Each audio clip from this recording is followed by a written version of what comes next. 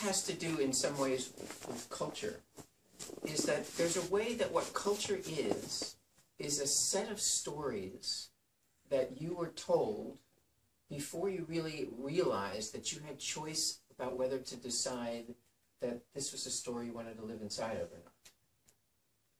And to the extent that those stories that you're living inside of are not true for you, are not a good story to describe what's true about you individually or about you right now, the parts of you that don't fit into the story that the culture is telling block you from fully being yourself.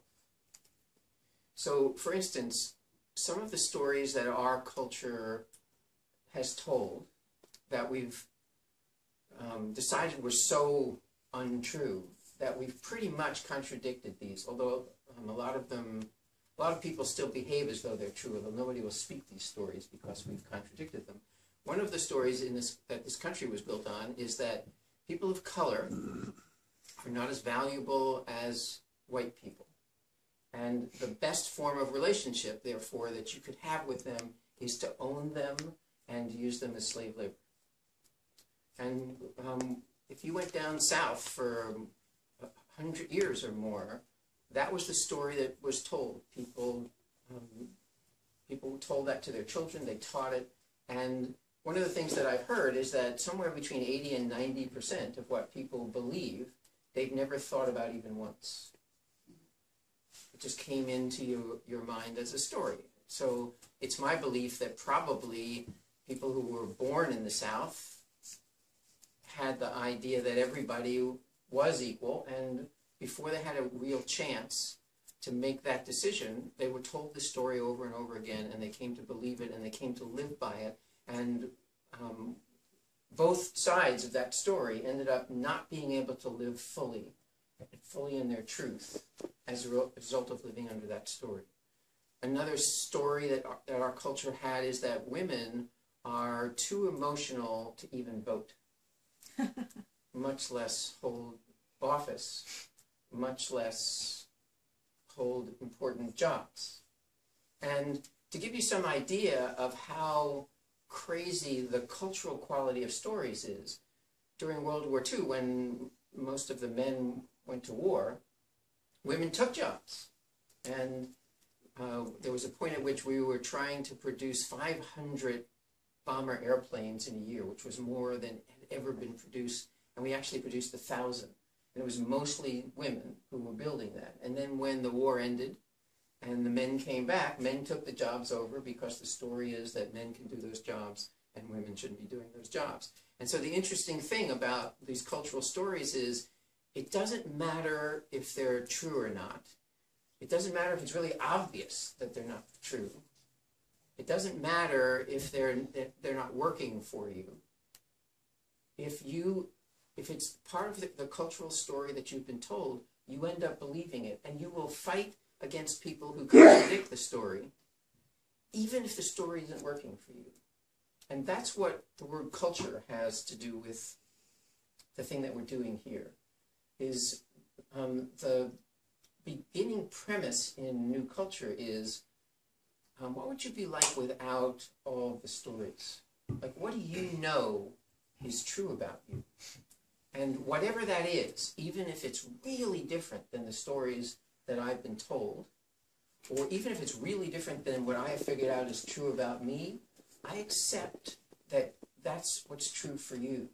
And it's really amazing to spend 10 days or a weekend or even an evening inside of a container where your truth isn't contradicted, where you're not always pushing against stories that aren't actually true for you, that don't necessarily work at all, that may be the exact opposite of what's true for you. So the core principle in support of this in new culture is curiosity, right? So it's intentionally choosing to approach people and situations with an attitude of curiosity. And as a tool to set aside your pre-existing judgments or defenses of those judgments and explore what's possible, what's available here. instead of interacting with what ought this be, to just explore what is this, both internally and externally. And my wife and I got introduced to New Culture this summer. And we went to this 10-day summer camp. And day after day after day, I watched people letting go of stories that were limiting them. And although I actually wasn't even participating in what they call the Zeg Forum, which I haven't done a turn yet, which is one of the ways they have of releasing people from their stories, about the third or fourth day that I was there, a story that I had been really deeply believing, let go. I was just like, I was walking down the path in the woods, and it just suddenly occurred to me, that just isn't true. And in the moment that I recognized that this thing that had been like really blocking me from this belief that had been blocking me from moving forward in some areas of my life, it just evaporated. And for a couple of seconds, I was just like, something just happened. And there was like just a space in front of me. And a moment later, when I just sort of settled into like the next couple of breaths without that belief, love just came pouring in that space. Mm. And what the camp really taught me, the biggest takeaway for me, is that the biggest problem with stories that we live by that aren't true for us is that they block love. They block your ability to fully be yourself, to fully express yourself. And they block all of the information and the life that can be lived on the other side of the barbed wire of these beliefs that got in before you had a chance to make a choice, whether or not this is really true for you. And getting to bear witness to that in someone else is what the core principle of transparency is all about, and being willing to show that to other people. In the mainstream culture, there are so many parts of ourselves that we have been conditioned to believe are inappropriate for other people. If I show up, if I show this part of myself, I will hurt their feelings. Or I'll upset them or something. But the great thing about a culture which says each person is responsible for their own emotions, each person is at choice all the time for where to put their attention and where to put their body,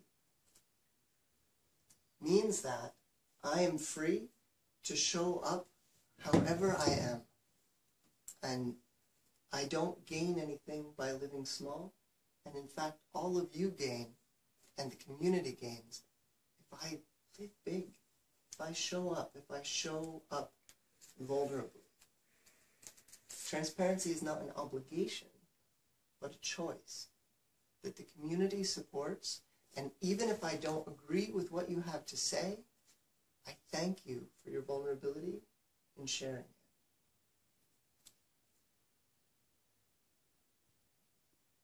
And isn't that really what it feels like to be in love?